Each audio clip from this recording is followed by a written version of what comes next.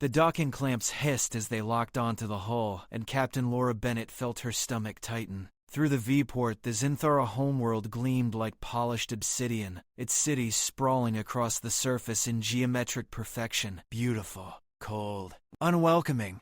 "Captain, their honor guard is approaching," said Marcus Cole, her second-in-command. His voice carried the same tension she felt. Laura straightened her uniform. "Remember the briefing. No sudden movements. No casual touch. They see us as unpredictable at best, dangerous at worst." The airlock opened with a pneumatic sigh. 6 Zynthara warriors stood waiting, their chitinous exoskeletons gleaming under harsh violet lighting. Each stood nearly 7 feet tall, compound eyes reflecting nothing that resembled warmth. The lead warrior clicked its mandibles twice. "Captain Bennett, you will follow." Not a greeting, not a welcome, just a command. They moved through corridors that seemed carved from a single massive crystal, every surface sharp-edged and deliberate. Laura had studied the Zynthara for months, but seeing their world firsthand made her chest tighten with unease. Everything here felt designed to intimidate, to remind visitors that humanity was soft, breakable,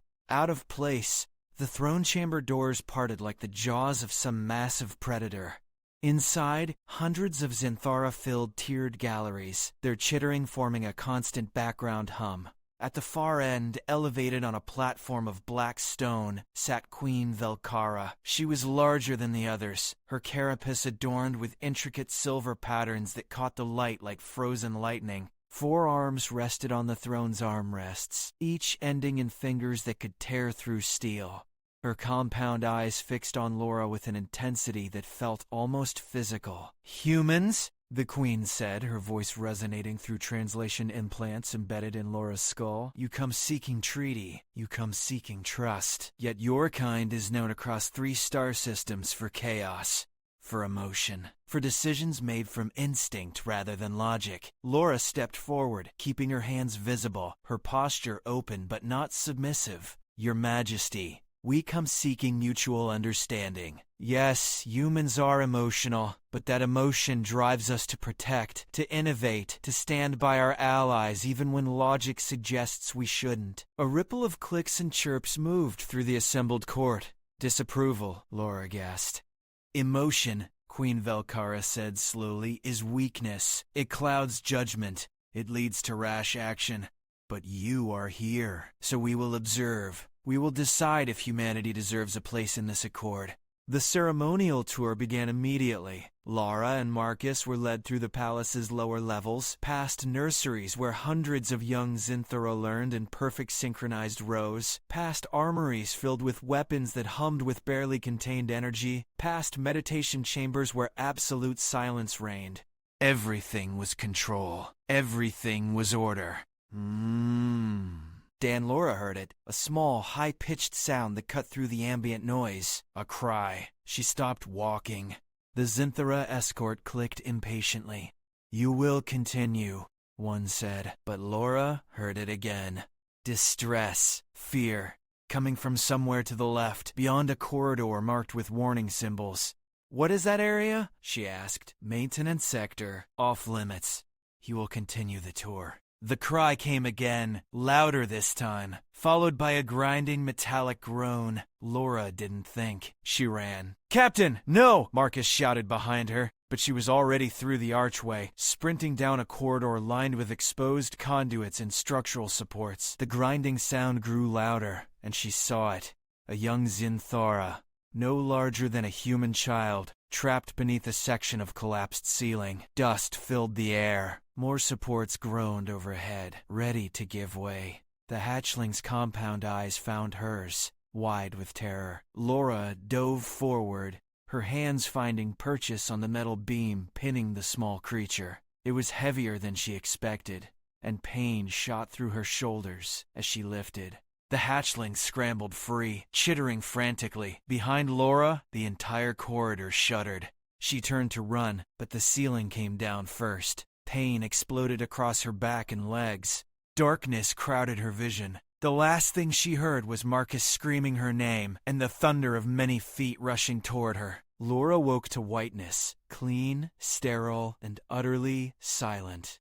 She tried to move and immediately regretted it. Every muscle screamed in protest. "You are awake." The voice came from somewhere to her right. She turned her head slowly. A Zynthara medical officer stood beside what looked like a containment field, its shimmering surface separating Laura from the rest of the room. "The hatchling?" Laura managed to croak. "Alive. Unharmed. Because of you." The officer tilted its head. "This has created complications."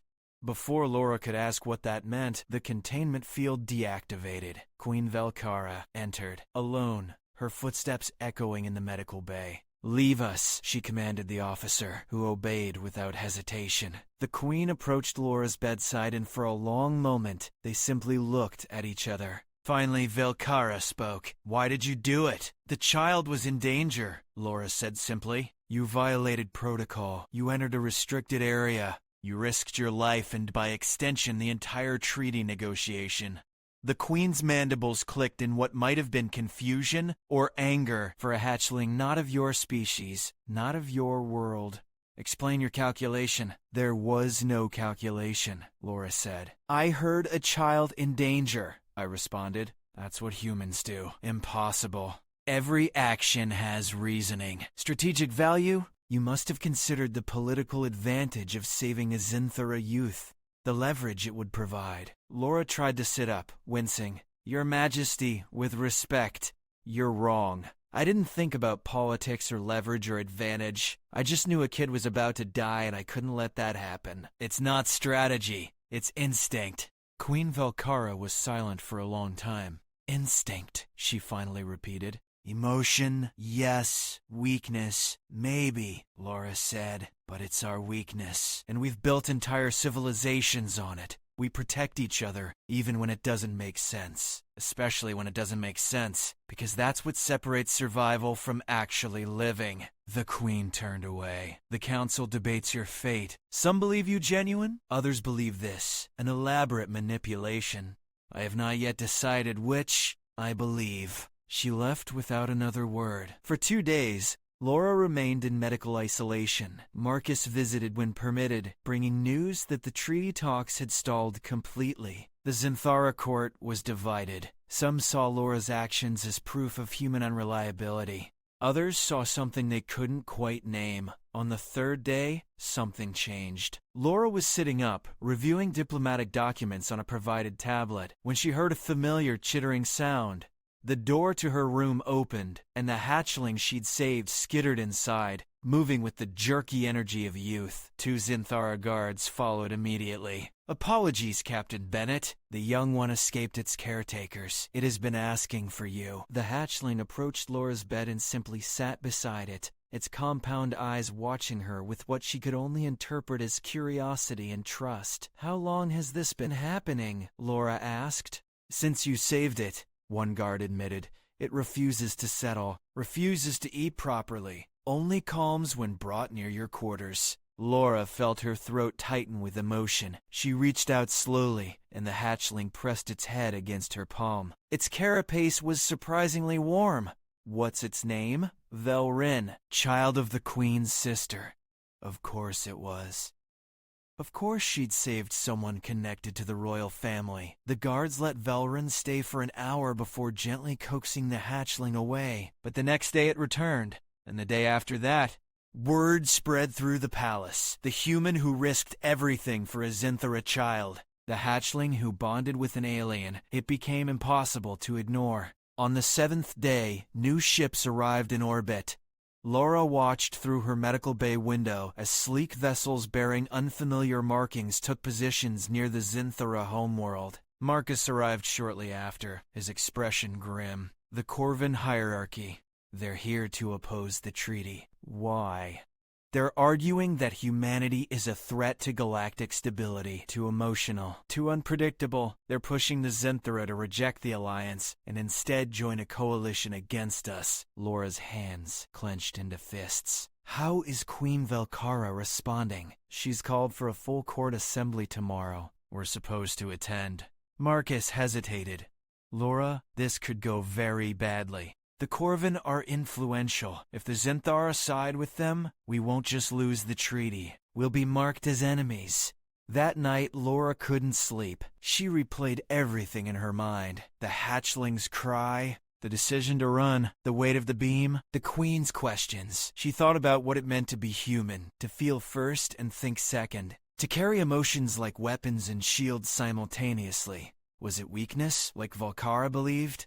Or was it something else entirely? The morning of the assembly, Laura, dressed in her formal uniform, checked her appearance in the mirror and took a deep breath. Whatever happened next would define not just her fate, but possibly humanity's place among the stars. The throne chamber was packed beyond capacity. Every Zynthara noble, every military leader, every influential voice in their society had gathered, and at the front, facing Queen Vel'kara's throne, stood 3 Corvin diplomats. They were tall, crystalline beings that seemed to refract light in unsettling ways.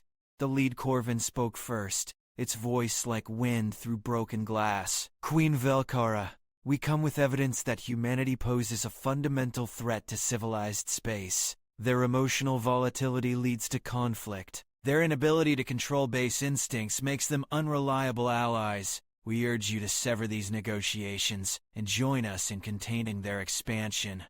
Murmurs rippled through the court. Queen Vel'kara raised one hand for silence. "You make serious accusations, Ambassador. What evidence do you present?"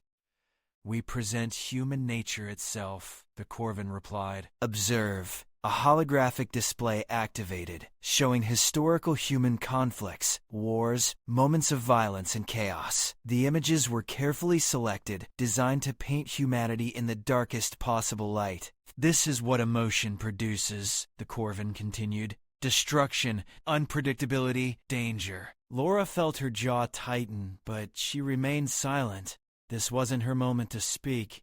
Then the Corvin ambassador gestured, and the massive chamber doors opened. A small group of beings entered, escorted by Corvin guards. They appeared frightened, huddled together. "We have brought refugees from the Terran colonies," the ambassador announced. "Beings displaced by human expansion. Let them testify to human aggression." But something was wrong. Laura saw it immediately. The refugees weren't just frightened of the crowd, they were frightened of their Corvin escorts. One of them, a young Terran female, kept glancing toward the guards with barely concealed terror. The Corvin spokesman began to present the refugees, but before he could start, Laura heard a sound that made her blood run cold. One of the refugee children, no more than 5 by human standards, had wandered too close to the edge of the elevated platform. The child stumbled, lost balance, and fell.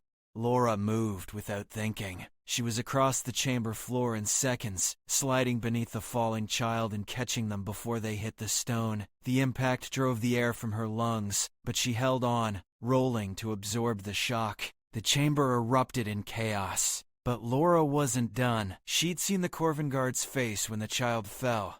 No concern, no alarm, just cold calculation. "This was staged," Laura said loudly, still holding the trembling child. "You positioned that child near the edge deliberately."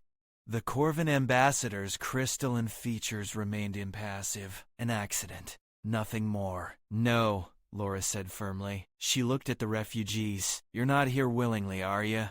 The young Terran female stepped forward, trembling. "They took us from our colony, said they would harm our families if we didn't cooperate, said we had to speak against humans or—" "Silence!" the Corvin guard barked, moving toward her. Marcus stepped between them, his hand hovering near his sidearm. "I don't think so."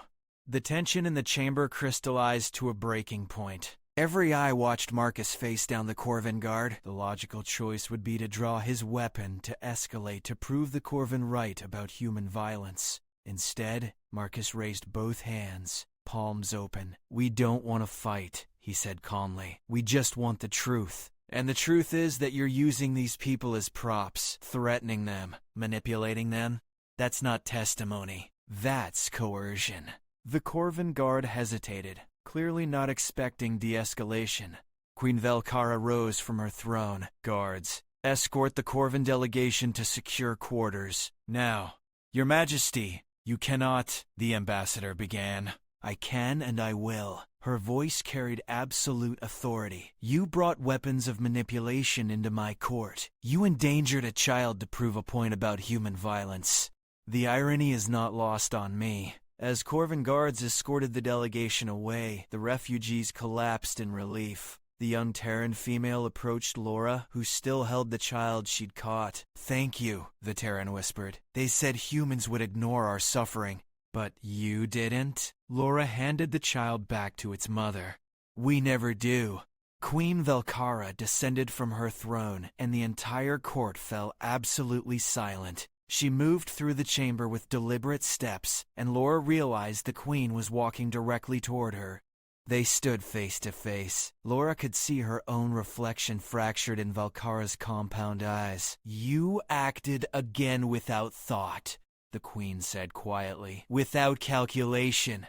Yes, your majesty, you risked yourself for a child of a species you'd never met. Yes, and your second-in-command chose peace when violence was expected. We choose peace whenever possible," Laura said, "but we'll always choose protection over protocol, people over politics, life over logic." Queen Vel'kara was silent for a long moment. Then, slowly, she extended her forearms. Laura didn't understand at first. Then she recognized the gesture from her cultural briefings, a Zynthara gesture reserved for clutchmates, for family, for those trusted above all others. It had never been offered to an outsider. Never. The court's chittering ceased completely. The silence was absolute. Laura stepped forward and let Queen Vel'kara's arms encircle her. The queen's carapace was warm, her grip surprisingly gentle. "I have observed your kind," Vel'kara said, her voice carrying through the chamber. "I have questioned, I have doubted. I have sought logic and emotional action and found none. And that is precisely why I now understand." She released Laura and turned to face her court. Humanity does not think before protecting. They do not calculate before showing compassion. They do not weigh strategic value before choosing mercy. This is not weakness. This is strength of a kind we have never possessed. They feel what we cannot. They connect where we isolate. They love without reason and protect without expectation. The queen's mandibles clicked in what Laura now recognized as determination. The Corvins sought to prove humans dangerous through deception and manipulation. They showed us exactly what coldness and calculation produce. But humanity showed us something different, something we desperately need. Queen Vel'kara extended one hand toward Laura. "I declare before this court that humanity will not be our treaty partners. They will be our first true allies, our friends, our family. And any who threaten them, threaten the Zynthara." The silence held for one heartbeat, two. Then the court erupted, not in disapproval, but in a chittering roar that might have been celebration or might have been shock. Laura suspected it was both. Marcus appeared at her side, grinning widely. "Captain, I think we just changed galactic history." Laura watched as Queen Vel'kara raised her arms, calling for order, beginning the formal process of alliance. In the corner of the chamber, little Velarin chittered happily, bouncing with excitement. "Maybe," Laura said softly, "or maybe we just reminded everyone what really matters." Later, as the formal ceremonies concluded and the court began to disperse, Queen Vel'kara approached Laura privately. "There is something you should know," the queen said. "The Corvin will not accept this decision quietly. You've made humanity powerful allies today, but also dangerous enemies." "We've faced worse," Laura replied. "Yes," Vel'kara agreed. "I believe you have. And I believe you will face it with the same reckless courage you showed when saving my niece. That is why we chose you, not despite your emotion, but because of it." She paused, then added, "We Zynthara are ancient, powerful, but we have grown cold in our perfection. You humans burn with life. Perhaps together we can find balance." Laura extended her hand, a human gesture. Queen Vel'kara looked at it for a moment, then clasped it with one of her own. "Together," Laura agreed. As Laura left the throne chamber that evening, she looked back once. The Zynthara court was already adapting to this new reality, already incorporating humanity into their calculations and plans. But that wasn't what caught her attention. It was Velrin, sitting beside the Queen's throne, watching Laura leave with those wide, compound eyes. The hatchling raised one small hand in farewell. Laura waved back, smiling. Sometimes the most powerful thing in the universe wasn't logic, or strategy, or perfect calculation. Sometimes it was just caring enough to run toward danger instead of away from it. Sometimes it was choosing compassion when wisdom suggested caution. Sometimes it was being human, with all the messy emotion and reckless courage that implied. And sometimes, just sometimes, that was exactly what the galaxy needed.